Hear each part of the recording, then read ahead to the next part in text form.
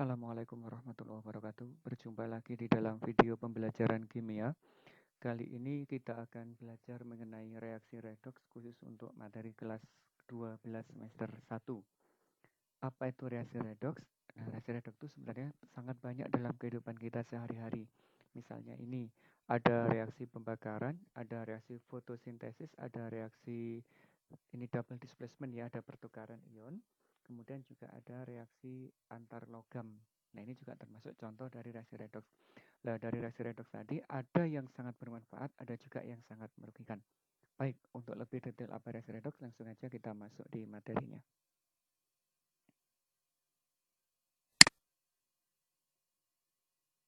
Nah, waktu membahas di kelas 10, saat mempelajari redoks di kelas 10, kita sempat mempelajari perkembangan reaksi redoks. Bahwa reaksi redoks itu secara teoritis dapat dijelaskan melalui 3 teori. Yang pertama adalah pengikatan dan pelepasan oksigen. Berdasarkan pelepasan dan pengikatan oksigen, nanti reaksi dibedakan menjadi 2. Ada reaksi oksidasi, ada reaksi reduksi. Yang atas, ini awalnya C, tidak memiliki oksigen.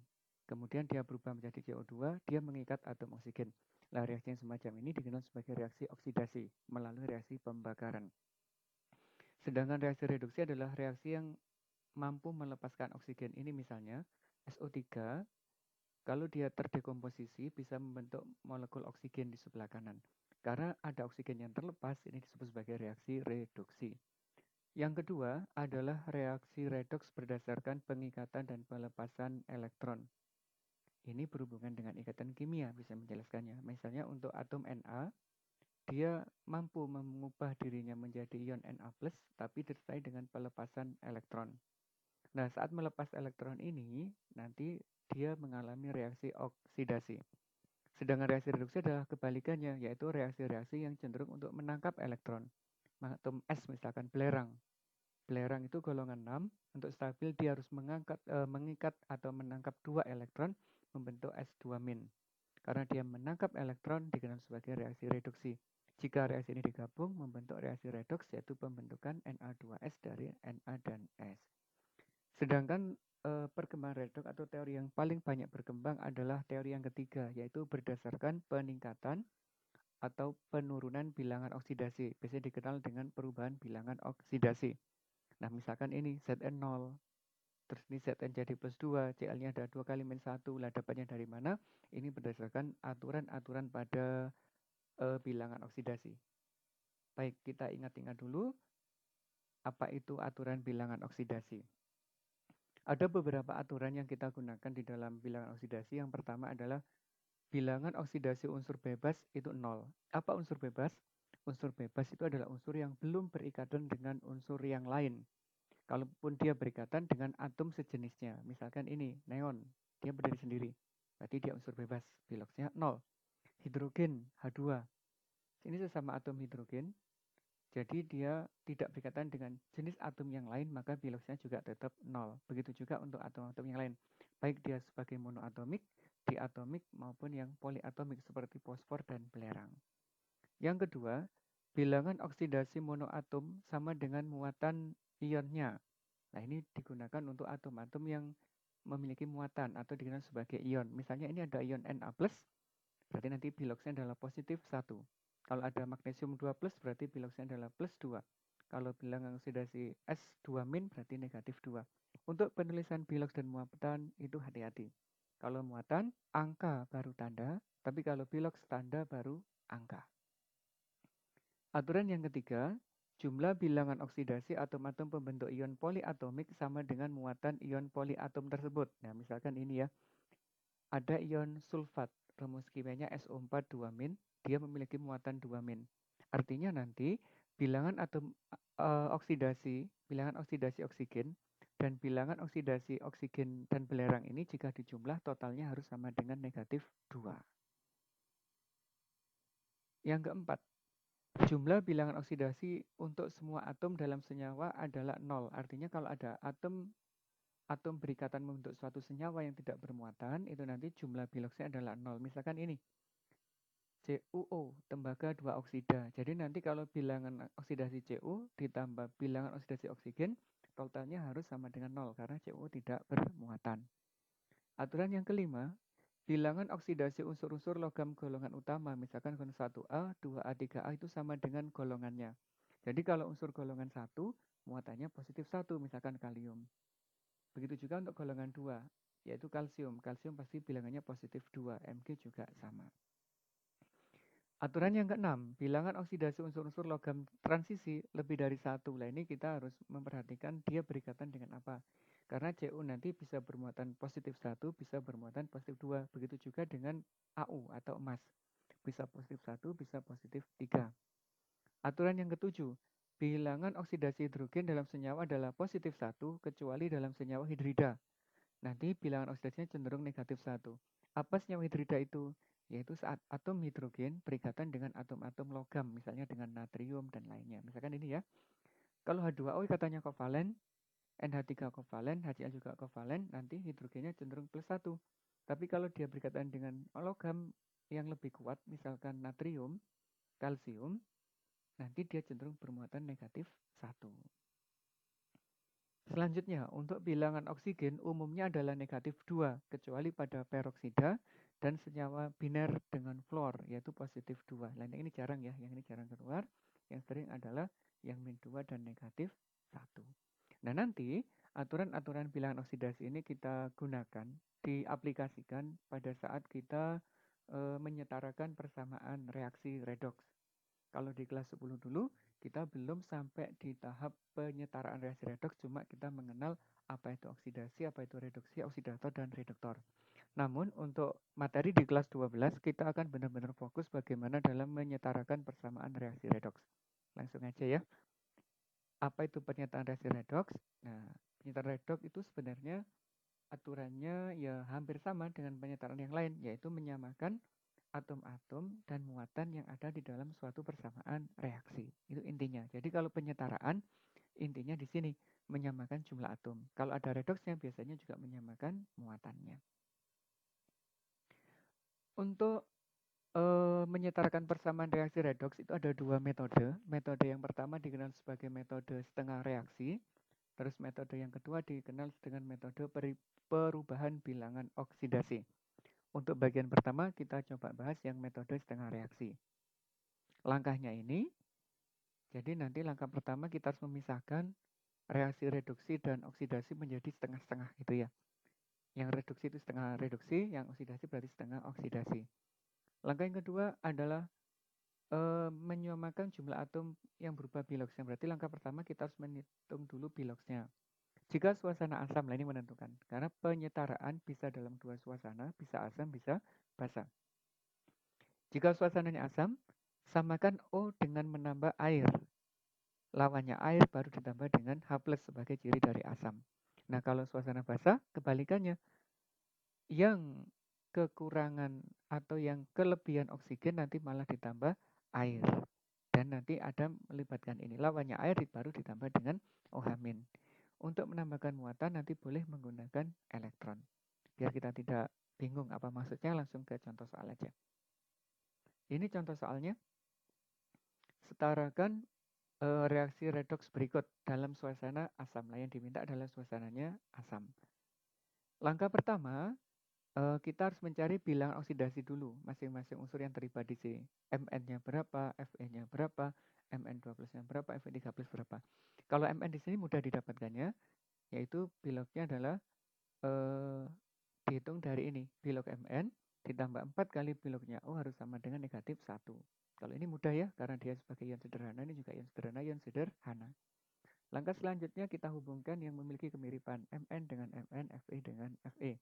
Terus kita tentukan biloksnya kayak tadi, yang Mn adalah positif 7, yang di sebelah kanan adalah positif 2. Fe yang di sebelah kiri positif 2, yang di sebelah kanan positif 3. Ini biloksnya turun untuk Mn, dia mengalami reduksi, yang Fe naik biloksnya, berarti mengalami reaksi oksidasi. Kemudian kita pisahkan masing-masing, yaitu setengah reaksi reduksi, setengah reaksi oksidasi. Yang reduksi dulu kita pisah. Yang reduksi tadi adalah Mn4 berubah menjadi Mn2+. Atom Mn-nya sama. Tapi jumlah oksigennya di sini berbeda. di sini punya 4 oksigen, di sebelah kanan belum ada. Nah, untuk menyamakan jumlah oksigen, jika suasana asam adalah bagian yang kekurangan oksigen, berarti sebelah kanan ya, itu nanti kita tambah dengan molekul air. Berapa banyak molekul air yang ditambahkan, berarti tergantung besarnya oksigen yang kurang. Kalau sebelah kiri punya 4 oksigen, sebelah kanan belum punya, berarti ditambahkan dengan 4 molekul air. Nah, sekarang di sebelah kanan punya hidrogen, sedangkan sebelah kiri belum punya hidrogen. Berarti sebelah kiri perlu ditambahkan H+ untuk menyamakan atom hidrogennya sebagai ciri asam. Nah, sekarang jumlah atomnya sudah sama, akan tetapi muatannya belum sama. Muatan sebelah kiri misalkan, ini -1. Ini 8 kali plus 1, berarti 8. 8 dikurangi 1, berarti positif 7. Sedangkan di sebelah kanan, ini positif 2, ini 0. Belum sama kan muatannya? Yang kiri positif 7, yang kanan positif 2.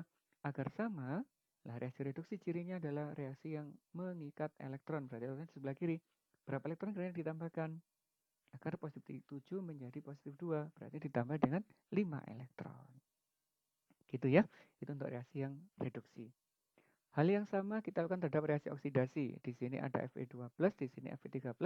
Fe-nya di sini ada 1, sini juga 1, berarti nggak ada masalah. Muatannya di sini positif 2, di sini positif 3. Reaksi oksidasi adalah reaksi yang melepas elektron, berarti elektron di sebelah kanan. Berapa yang ditambahkan? Ya, agar menyamakan muatan. Ini plus 2, ini positif 3. Berarti yang ditambahkan adalah 1 elektron. Kalau sudah, nanti elektronnya kita eliminasi. Di sini ada 5, di sini ada 1. Bagaimana cara mengeliminasinya? Kayak di pelajaran matematika. Berarti yang di atas nanti dikali 1, yang di bawah dikali 5. Kita cari KPK-nya dari 5 dan 1. Terus kalau sudah tinggal kita jumlahkan. Yang setengah reduksi berubah jadi ini. Berarti nggak berubah ya, karena kalau dikali 1. Sedangkan yang oksidasi, koefisiennya berubah menjadi 5. Nah, kalau sudah, ini nanti elektronnya bisa dieliminasi. Dan dijumlah, hasilnya adalah ini. Jadi, untuk menyatakan reaksi tahapannya seperti itu, terutama yang dilakukan dalam suasana asam menggunakan teori atau teori setengah reaksi. Nah, itu yang suasana asam. Bagaimana jika suasananya basah? Reaksi yang sama itu nanti juga bisa kita kerjakan dalam suasana asam maupun basah. Coba kita coba ya, ini sedikit berbeda. Soalnya di sini perbedaannya, kalau tadi Mn2+, sekarang kita ubah menjadi MnO2. Tapi sekarang suasananya menjadi basah. Berarti langkah pertama kita hubungkan yang sama kayak tadi, sama.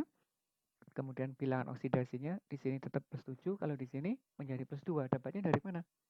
Biloxnya Mn ditambah 2 kali biloxnya O, negatif 2 ya, sama dengan 0 karena nggak bermuatan sehingga Mn-nya adalah positif 4.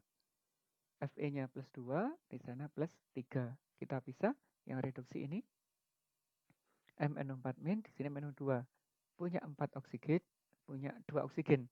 Kalau suasana basah hati-hati tadi ya. Apa yang ditambah air? Yang ditambah air adalah sisi yang kelebihan oksigen. Nah, ini punya 4, di sini punya 2. Berarti yang sebelah kiri kelebihan 2 oksigen. Nah, itulah yang ditambah dengan molekul air. Nah, ini. Berapa yang ditambahkan? Ya sebanyak kekurangannya, kelebihannya. Berarti lebihnya 2. Lawannya, nah lawannya berarti disesuaikan dengan jumlah hidrogennya. Sebagai ciri basah yaitu OH-. Berapa hidrogennya? 2 kali 2 yaitu sama dengan 4. Muatannya sekarang di sini -1. Di sini 4 kali -1 berarti -4. Agar sama berarti sebelah kiri perlu ditambahkan 3 elektron. Bagaimana yang setengah oksidasi? Sama. Ini plus 2, ini plus 3. Ini Fe-nya sama-sama 1, berarti cuma melibatkan 1 elektron. Dieliminasi dengan cara yang sama. KPK dari 3 dan 1 adalah 3. Yang atas dikali 1, yang bawah dikali 3. Jadinya ini. Nah, kalau sudah tinggal dijumlah aja. Nah, ini adalah hasil persamaan reaksi setaranya. Untuk ngecek dia sudah benar apa tidak, kita cek jumlah atomnya sama apa tidak, terus muatannya juga sama atau tidak. Coba kita cek ya. Mn-nya 1, sini juga 1. Oksigennya di sini 4, di sini 2, berarti jumlahnya 6. Ini 2, di sini 4, berarti juga 6. Fe-nya ada 3, di sini 3. Hidrogennya di sini 4, sini 4, berarti sama. Muatannya -1 ditambah 3 kali 2 adalah 6, berarti ini plus 5 sebelah sini, sini. Yang di sini 3 kali 3 adalah 9 dikurangi 4, 4 kali min 1 juga sama dengan 5. Sehingga muatannya sebelah kiri kanan sama, atom kanan kiri sama, berarti persamaan reaksinya sudah setara. Mudah sekali menyetarakan dalam metode setengah reaksi. Baik, untuk teori yang kedua yaitu perubahan bilangan oksidasi. Tahapannya hampir sama kok ya. Langkah pertama ya kita harus tahu reaksi reduksi mana, oksidasi mana. Nah, untuk tahunya berarti kita harus mencari bilangan oksidasinya dulu. Nah, ini ya sama aturannya. Langsung aja ke contoh soal. Misalkan ini. Soalnya sama persis dengan yang tadi. Juga sama-sama dalam suasana asam. Langkah pertama, kita hubungkan kayak tadi sama persis. Terus kita cari bilangan oksidasinya. Gak berubah. Ini plus 7, ini plus 2. Yang di sini juga akan jadi plus 2, yang sana juga plus 3. Nah, kalau sudah, yang membedakan tahapannya adalah tahapan ini. Kalau tadi kita pisah setengah reduksi, setengah oksidasi. Kalau sekarang setelah tahu biloxnya, kita bisa mencari selisih biloxnya. Misalkan untuk Mn, awalnya plus 7. Dia berubah menjadi plus 2. Berarti dia biloxnya mengalami perubahan. Yaitu turun sebanyak 5. Bagaimana dengan Fe? Fe mulanya plus 2. Dia berubah menjadi plus 3. Berarti berubah naik. Tapi naiknya 1. Lah kemudian turun dan naiknya ini adalah sebagai faktor pengali. Yaitu kita cari KPK-nya. KPK-nya 5 dan KPK-nya 1. Yaitu sama dengan 5. Sehingga yang atas dikali 1, yang di bawah dikali 5. Kemudian faktor pengali ini, 1 dan 5, itu berubah menjadi koefisiennya. Sehingga ini menjadi koefisiennya Mn. Dan yang 5 menjadi koefisiennya Fe. Nah, jadinya begini. Di sini ada 1, di sini ada 5. Di sini 1, di sini juga 5. Ini adalah tahap yang kedua. Tahap yang ketiga adalah kita proses menyamakan atomnya. Mn-nya sama, sudah kanan kiri ya. Mn-nya di kiri 1, kanan 1. Fe-nya di sini 5, di sini 5. Yang belum sama apa? Oksigen. Di sini ada 4, di kanan belum ada. Kalau suasananya asam, yang kekurangan oksigen ditambah air, berarti di sebelah kanan ditambah air, yaitu sebanyak 4 molekul air. Ini sebagai cirinya ya. Kemudian dia memiliki 4 kali 2 hidrogen, ada 8 ya. Sebelah kiri ditambah dengan 8 hidrogen. Agar jumlah atomnya menjadi sama. Terus dicek muatannya. Min 1, 5 kali 2 plus 10, 8 kali 1 plus 8, 18 dikurangi 1 berarti 17 muatannya sebelah kiri. Sebelah kanan di sini ada 5 kali 2 ada 5 kali 3 ada 15 ditambah 2 berarti plus 17. Berarti muatannya di kiri itu plus 17, di kanan juga plus 17.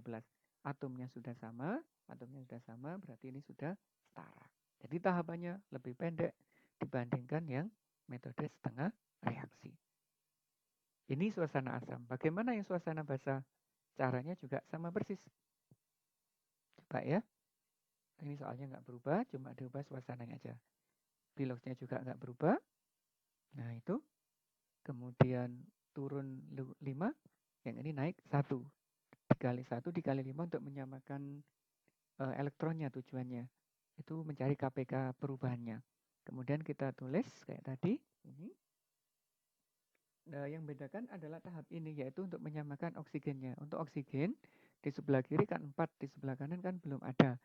Untuk yang suasana basah, sisi yang kelebihan oksigen malah ditambah dengan molekul air sebanyak kelebihannya. Berarti lebihnya 4. Baru lawannya ditambah dengan OH-. Berapa OH-nya? Tergantung ini. 4 kali 2 yaitu menjadi 8. Cek muatan. Min 1 plus 10 berarti 9. Ini. Plus 2 plus 15. Berarti plus 17. 17 dikurangi 8 berarti sama dengan plus 9. Berarti muatannya di kanan dan di kiri juga sudah sama sehingga persamaan reaksinya juga sudah setara. Nah, demikian anak-anak untuk proses bagaimana menjelaskan perubahan bilangan oksidasi yang berpengaruh terhadap penyetaraan reaksi. Penyetaraan reaksi redoks yang kita lakukan bisa dengan 2 teori, yaitu setengah reaksi, juga bisa dengan perubahan bilangan oksidasi. Silakan anak-anak pilih mana yang paling mudah, karena nanti biasanya kalau di soal Kita tidak menentukan, tidak membatasi pakai cara mana, tapi cara mana yang paling anak-anak kuasai itulah yang digunakan. Demikian, terima kasih. Assalamualaikum warahmatullahi wabarakatuh.